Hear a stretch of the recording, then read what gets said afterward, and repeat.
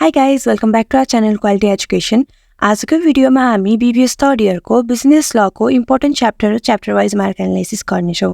यदि हजुरलाई हाम्रो भिडियो मनपर्छ भने च्यानललाई सब्स्क्राइब र भिडियोलाई लाइक, कमेन्ट र सेयर गर्न नबिर्सिनु होला। ल भिडियोमा अगाडि बढौँ है त। हामी सबैभन्दा सुरुमा हेरौँ क्वेशनको मोडल। हाम्रो एक्जाममा क्वेशन कसरी सोध्छ त नि? हाम्रो क्वेशन चाहिँ 3 भागमा डिभाइड गरिएको छ, ग्रुप ए, ग्रुप बी र ग्रुप सी।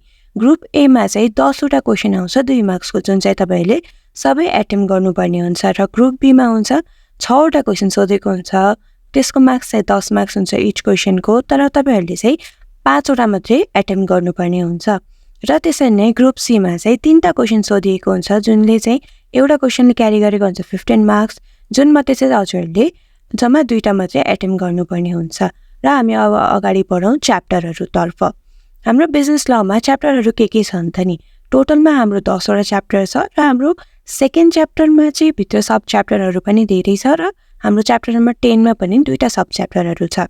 र अब हामी अगाडि बढौँ च्याप्टर नम्बर 1 तिर। च्याप्टर 1 रहेको छ इन्ट्रोडक्सन टु बिजनेस ल।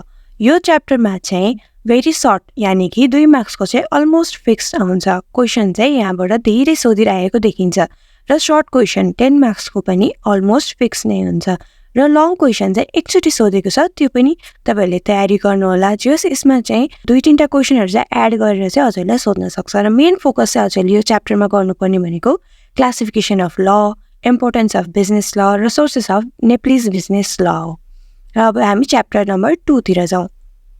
च्याप्टर नम्बर 2 मा मैले अघि भनिसके, यो चाहिँ नि एकदमै इम्पोर्टेन्ट च्याप्टर पनि हो। योबाट चाहिँ अलमोस्ट 20 देखि 40 मार्क्सको क्वेशनहरु चाहिँ यही च्याप्टरबाट आएको हुन्छ, र यो च्याप्टरको नाम रहेको छ the law of contract and other liabilities.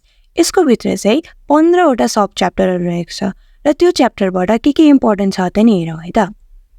सबभन्दा सुरुमा ल अफ कन्ट्र्याक्ट। योबाट चाहिँ 2 मार्क्सको क्वेशन आउने पोसिबिलिटी पनि छ, 10 मार्क्सको पनि पोसिबिलिटी छ, तर 15 मार्क्सको भने चाहिँ अहिलेसम्म सोधिएको छैन, तर तपाईहरुले चाहिँ तयारी चाहिँ गर्नु होला। र मेन फोकस चाहिँ तपाईहरुले contract, void and voidable contract, essential elements of valid contract, provision of civil code 2074 हो, यस्तो कुरामा चाहिँ मेन फोकस गर्नु होला।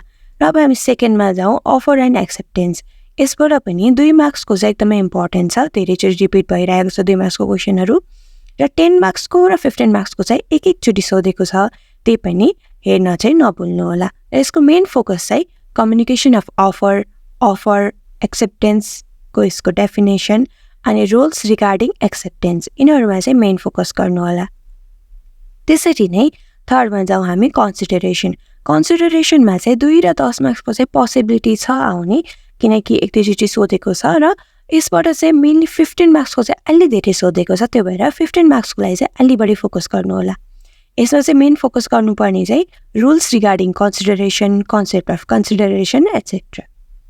र हामी नेक्स्टमा जाउँ इनक्यापेसिटी अफ कन्ट्र्याक्ट।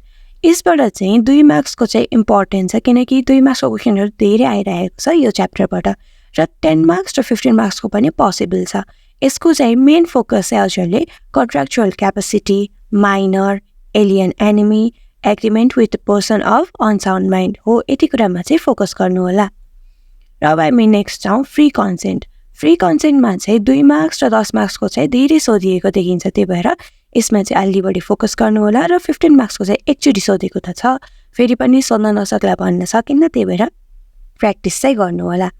र यसको मेन फोकस चाहिँ concept of free consent, कोर्सन, undue influence, fraudulent, importance of free consent, effect of bilateral mistake in validity of contract हो, यस्तो कुरामा चाहिँ हजुरले मेन फोकस गर्नु होला। ल अब हामी नेक्स्टमा जाउँ लिगालिटी, अब्जेक्ट एन्ड कन्सिडरेसन। योबाट चाहिँ 2 मार्क्सको चाहिँ पोसिबल छ, किनकि एक-दुईचोटि सोधेको छ, तर 10 मार्क्स र 15 मार्क्सको भने चाहिँ अहिलेसम्म सोधेको छैन, त्यही पनि प्र्याक्टिस चाहिँ गर्नु होला। फोकस चाहिँ केमा गर्ने भन्दा void agreement, illegal agreement, legality of object, यस्तो कुरामा चाहिँ फोकस गर्नु होला। र अब नेक्स्टमा जाउँ कन्टिन्जेन्ट कन्ट्र्याक्ट। यसबाट चाहिँ 2 मार्क्सको चाहिँ पोसिबल छ, किनकि एक-दुईचोटि सोधेको छ, तर 10 मार्क्स र 15 मार्क्सको भने अहिलेसम्म सोधेको छैन। यसको मेन फोकस चाहिँ contingent contract, wagering contract, rules regarding contingent contract, यस्तो कुरामा चाहिँ फोकस गर्नु होला। र नेक्स्ट छ पर्फर्मेन्स अफ कन्ट्र्याक्ट्स। यसबाट चाहिँ 2 मार्क्सको पोसिबिलिटी छ, किनकि एक-दुईचोटि सोधेको छ, 10 मार्क्स र 15 मार्क्सको भने अहिलेसम्म सोधेको छैन र यसको मेन फोकस चाहिँ requirement of valid tender, actual performance of contract हो, यो विषयमा चाहिँ हजुरले फोकस गर्नुहोला। र नेक्स्ट छ termination of contract. Termination of कन्ट्र्याक्टको चाहिँ 2 मार्क्सको एक्चुअली सोधेको छ, 10 मार्क्स र 15 मार्क्सको भने चाहिँ खासै सोधेको छैन। यो च्याप्टरबाट फोकस गर्नुपर्ने भनेको हामीले चाहिँ ब्रिच अफ कन्ट्र्याक्ट अनि यसको फिचर, त्योपछि एन्टिसिपेटरी ब्रिच अनि सुपरभेनिङ इम्पोसिबिलिटी अनि यसको रुल्स र योसँग रिलेटेड केसेसहरू चाहिँ मेन फोकस गर्नुहोला। र अर्को छ remedies of breach of contract. यसबाट चाहिँ 2 मार्क्सको क्वेसन एक्चुअली सोधेको छ, 10 मार्क्स र 15 मार्क्सको भने अहिलेसम्म सोधेको छैन।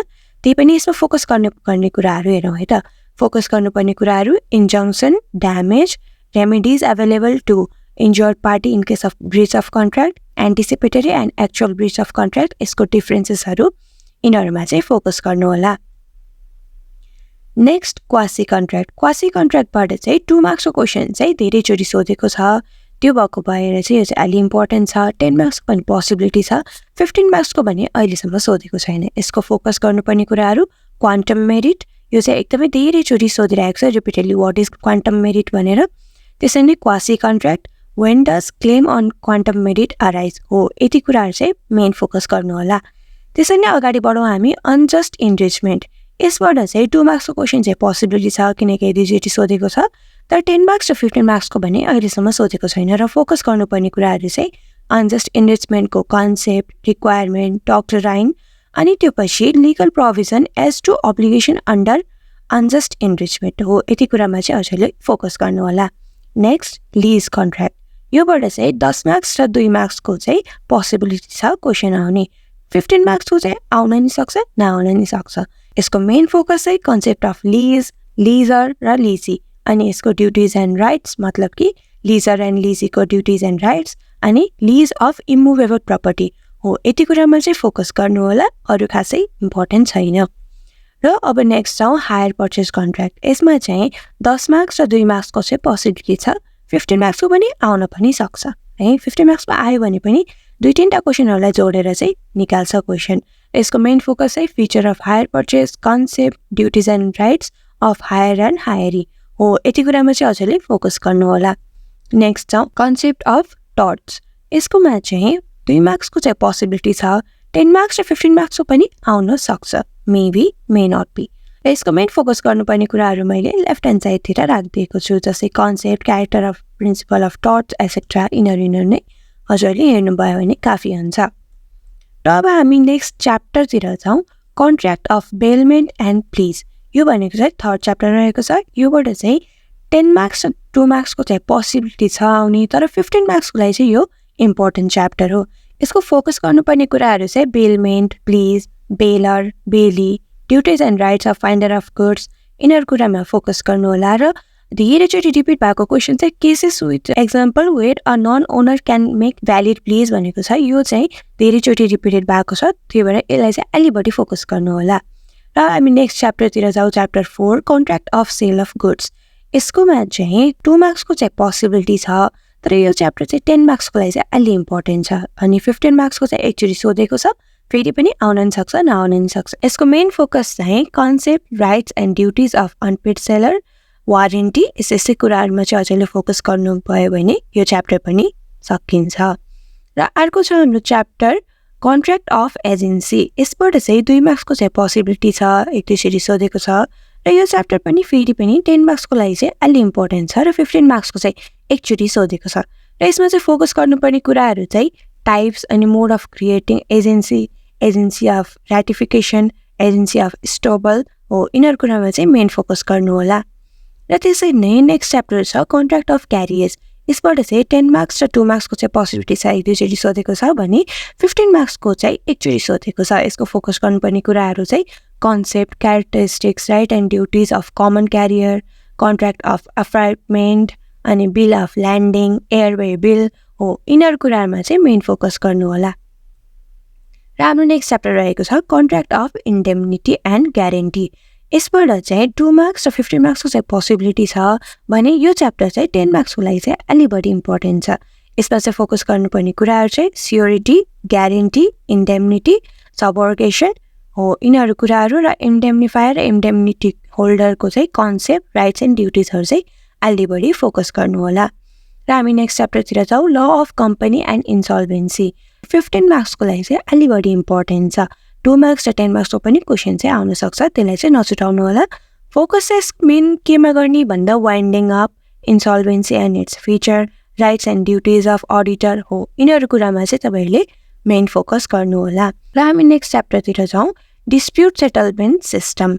यसमा चाहिँ 2 मार्क्सको चाहिँ अलि बढी इम्पोर्टेन्ट छ, किनकि 2 मार्क्सको यसबाट धेरै आइरहेको छ र 15 मार्क्सको पनि अलि धेरैचोटि सोधेको छ भने 10 मार्क्सको चाहिँ खासै सोधेको छैन, एकचोटि चाहिँ सोधेको छ, पोसिबिलिटी छ। यसको मेन फोकस चाहिँ कन्सेप्ट, फिचर अनि provision related to arbitration, award, function, rights, duties of arbitrator हो यो कुरामा चाहिँ हजुरले मेन फोकस गर्नु होला। अब नेक्स्टमा जाउँ, ल अफ इन्टेलेक्चुअल प्रपर्टी। यो भनेको हाम्रो च्याप्टर 10 हो, यो भित्र चाहिँ 2टा सब च्याप्टर रहेको छ। सब च्याप्टर 1 मा चाहिँ इन्टेलेक्चुअल प्रपर्टी राइट ल भनी छ, त्यसबाट चाहिँ 2 मार्क्सको चाहिँ पोसिबिलिटी छ। 10 र 15 मार्क्सको चाहिँ maybe or may not be आउन सक्छ, नआउन नि सक्छ। त्यसरी नै हाम्रो अर्को सब च्याप्टर रहेको छ industrial enterprises and foreign investment related ल। योबाट चाहिँ 10 मार्क्सको लागि चाहिँ अलि बढी इम्पोर्टेन्ट छ, किनकि यहाँबाट 10 मार्क्सको अलि बढी सोधेको छ। 2 मार्क्सको पनि आउन सक्छ, 15 मार्क्सको चाहिँ मेबी मे नट बी है। अनि यसको मेन फोकस गर्नुपर्ने कुराहरू चाहिँ यो दुईटै सब च्याप्टरको म चाहिँ एकै ठाउँमा राखिदिएको छु। यहाँबाट चाहिँ कपिराइट, पेटेन्ट, ट्रेडमार्क अनि त्यसरी नै objective of industrial enterprises act 2076, त्यसरी नै provision of foreign investment and technology transfer act 2075 हो यो कुरामा चाहिँ मेन फोकस गर्नु होला। र यदि हजुरलाई हाम्रो भिडियो इफेक्टिभ लाग्यो भने यस्तै भिडियोको लागि चाहिँ हाम्रो च्यानललाई सब्सक्राइब गर्न नबिर्सिनु होला। थ्याङ्क यू, राम्रोसँग एक्जाम दिनु होला। Best of lock.